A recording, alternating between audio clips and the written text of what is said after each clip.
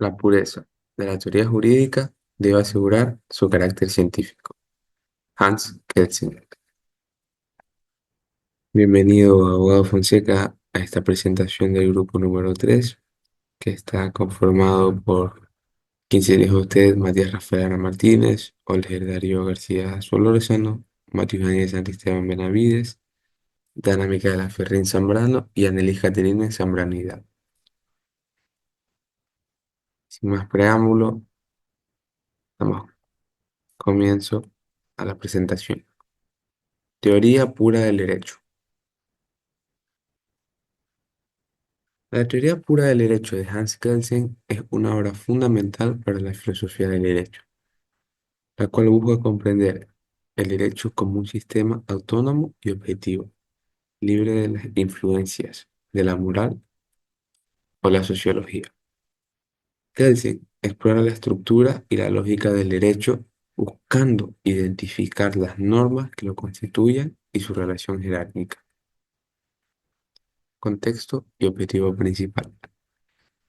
La teoría pura del derecho fue desarrollada por Hans Kelsen como una respuesta a la necesidad de separar la ciencia jurídica de otras ciencias. Kelsen observó que el derecho se había mezclado con disciplinas como la política, la ética y la psicología, lo cual afectaba su objetividad y valor científico. Ley pura. Kelsen buscó aislar y analizar la esencia del derecho como un sistema de normas independiente de otros fenómenos sociales. Estructura normativa.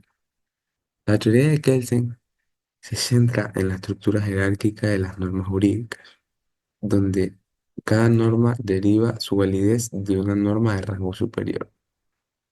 Separación entre la ley y la moral.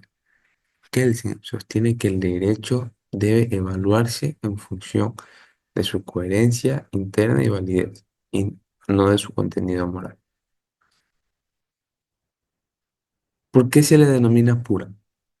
El término pura en su teoría subraya la intención de Kelsen de apartarse de cualquier interpretación moral o ideológica, enfocándose únicamente en los aspectos normativos del derecho.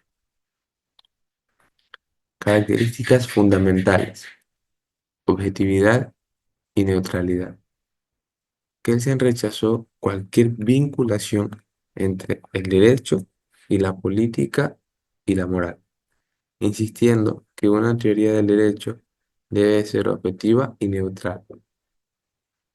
Derecho positivo como objeto de estudio. La teoría de Kelsen se centra exclusivamente en el derecho positivo, es decir, en las normas efectivamente establecidas y reconocidas por una autoridad. El derecho como un sistema normativo. Según Kelsen, el derecho se compone de normas que regulan la conducta humana. Estas normas están organizadas en un sistema que sigue una jerarquía específica, donde las normas inferiores dependen a su vez de las normas superiores para su validez. La teoría pura del derecho de Kelsen ofrece una perspectiva sistemática y formal del derecho, enfocándose en su estructura lógica e interna.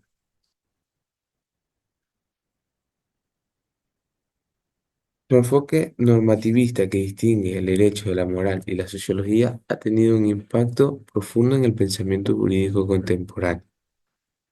Una buena pregunta para plantear a la audiencia podría ser: ¿es posible mantener una ciencia del derecho completamente natural y objetiva, aislada de la moral y la política? Gracias.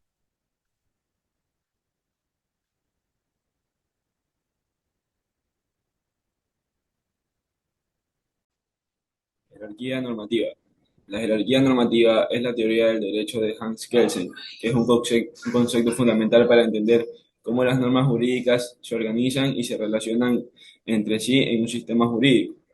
Kelsen desarrolla una concepción del ordenamiento jurídico como un sistema jerárquico en las normas que se estructuran en diferentes niveles de acuerdo con su autoridad y función.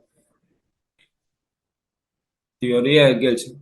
El sistema normativo unitario Kelsen sostiene que todo el sistema jurídico está compuesto por un conjunto de normas interrelacionadas que forman un sistema unitario. Las normas no existen de manera aislada, sino que se organizan jerárquicamente donde unas normas dependen de otras. Norma fundamental o Grundlagen. En la cuchilla de la jerarquía normativa, según Kelsen, se encuentra la norma fundamental o Grundlagen, que es de una norma hipotética y abstracta que da validez a todas las demás normas del sistema. Aunque esta norma no está escrita explícitamente en ningún lugar, es el punto de partida de todo el ordenamiento jurídico.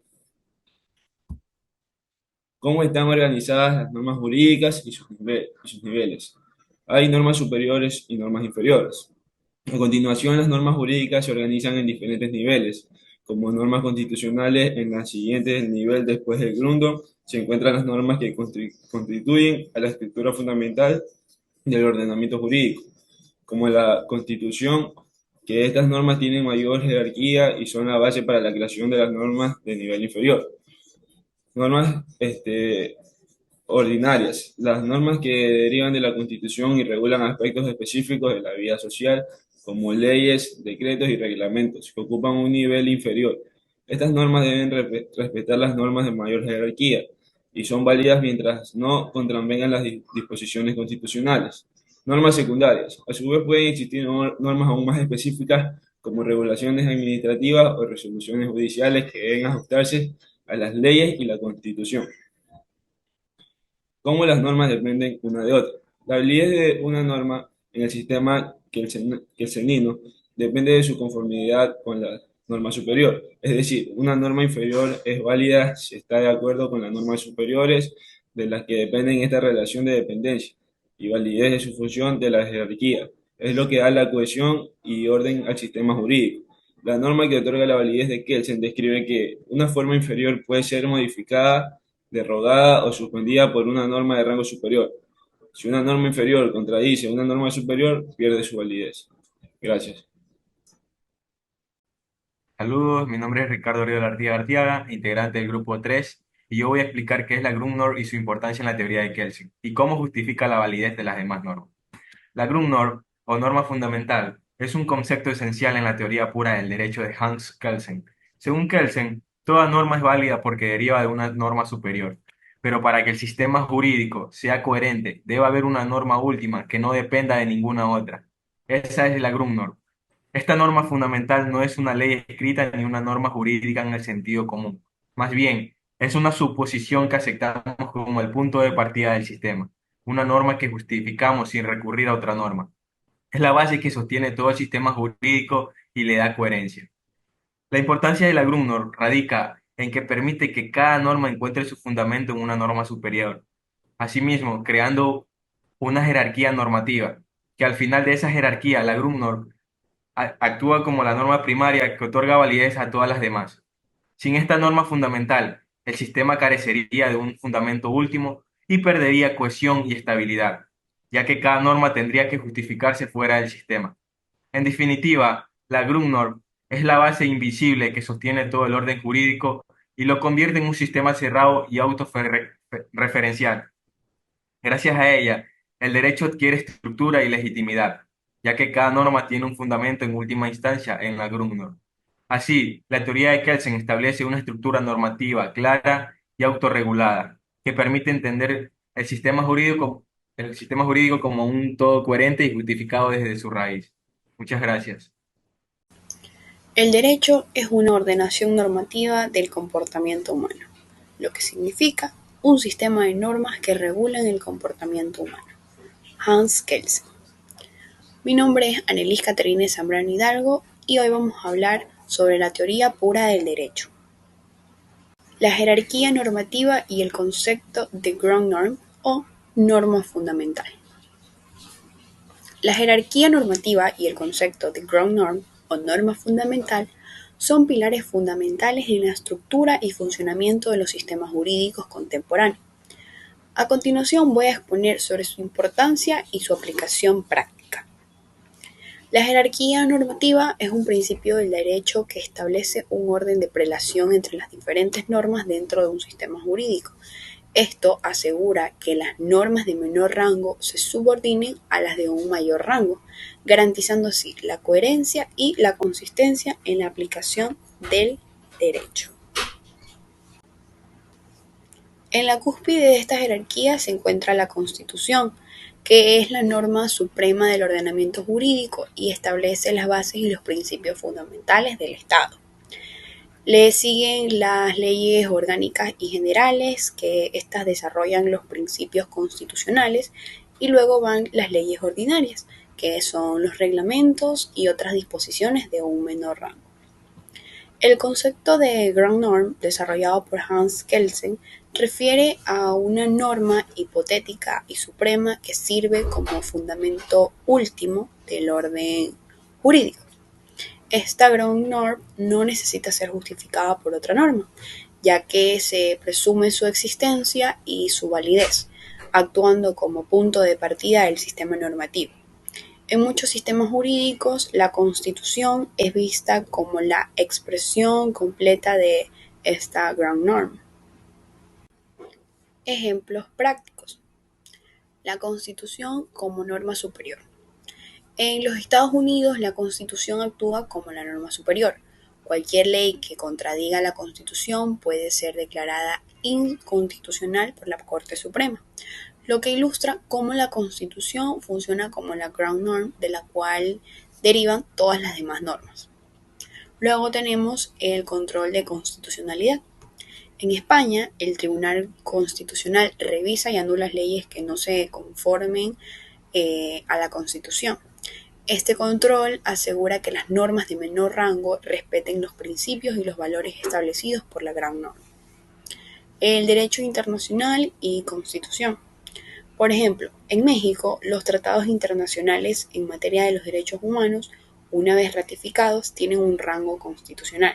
Esto demuestra la integración del derecho internacional en la jerarquía normativa nacional, subordinándose a la Ground Norm, que viene a ser la Constitución. Luego tenemos las reformas constitucionales. En Colombia, la Corte Constitucional asegura que cualquier reforma propuesta sea compatible con los principios fundamentales establecidos en la Constitución. Si una reforma llega a contradecir estos principios, puede ser invalidada, demostrando la función de la Ground Norm como una base última del orden jurídico. En conclusión, la jerarquía normativa y el concepto de Ground Norm garantizan un sistema legal coherente, donde las normas se alinean con los principios fundamentales establecidos en la Constitución, asegurando así la justicia y la equidad en la aplicación del derecho. Muchas gracias. Hola, mi nombre es Micaela Ferrín. Les hablaré sobre la teoría de la jerarquía normativa y Ground Norm de Hans Kelsen. Kelsen plantea una jerarquía de normas donde la Ground Norm o norma fundamental es la base hipotética de todos los demás. La Ground Norm es una norma hipotética, abstracta y muy difícil de definir. Tiene falta de evidencia empírica, ya que no es observable ni verificable en la práctica, lo que genera dudas sobre su validez. Tiene un vacío teórico. La Ground Norm se acepta como acto de fe sin una explicación clara de su origen. ¿Es necesaria la Ground Norm? Algunos teóricos piensan que un sistema jurídico puede justificarse sin esta norma. Teorías como el realismo jurídico proponen que el derecho se basa en aceptación social o consenso, sin necesidad de una norma hipotética. En conclusión, la Ground Norm se percibe como innecesaria y excesivamente abstracta. Críticas a la pureza de Kelsen. Kelsen busca mantener el derecho puro y separado de la moral, pero esto es un poco realista en la práctica. Cuestionamiento de Hart. Este filósofo critica que la pureza de Kelsen es demasiado formalista y no refleja la realidad jurídica donde la moral influye en la interpretación del derecho. En resumen, a pesar de estas críticas, Kelsen sigue siendo una figura central, aunque su teoría es vista como limitada por no integrar la complejidad del derecho real. Muchas gracias. Es posible lograr una verdadera justicia social en un sistema judicial en el que la política y el poder económico influyen de manera significativa en las decisiones judiciales. Es mi pregunta. Bueno, es difícil, pero no es imposible. ¿Por qué es difícil? Por las presiones externas. Número 1. Cuando los jueces se ven influenciados por factores externos, como la política o el dinero, pueden tomar decisiones que no se basan únicamente en la ley y los hechos del caso, sino también en intereses particulares. Esto socava la confianza pública en el sistema judicial y puede llevar a resultados injustos. Percepción de la parcialidad, como segundo punto. Si la población percibe que el sistema judicial está al servicio de intereses particulares, puede generar un clima de desconfianza y deslegitimación de las instituciones. Como tercer punto, dificultad para garantizar la imparcialidad. Garantizar la absoluta imparcialidad de los jueces es un desafío en cualquier sistema judicial. La influencia de las propias creencias, experiencias y prejuicios de los jueces siempre estará presente, aunque se intente establecer mecanismos para minimizarla. ¿Por qué no es imposible? Mecanismos de control. Existen diversos mecanismos diseñados para limitar la influencia de factores externos en las decisiones judiciales, como la separación de poderes, la independencia judicial, los códigos de ética judicial y los sistemas de apelación. Transparencia. La transparencia en los procesos judiciales puede ayudar a reducir la percepción de parcialidad y garantizar que las decisiones se tomen de manera justa y clara. Participación ciudadana. La participación activa de la ciudadanía en el sistema judicial a través de mecanismos como la denuncia de irregularidades y la defensa de los derechos humanos puede contribuir a mejorar la calidad de la justicia. Reformas institucionales.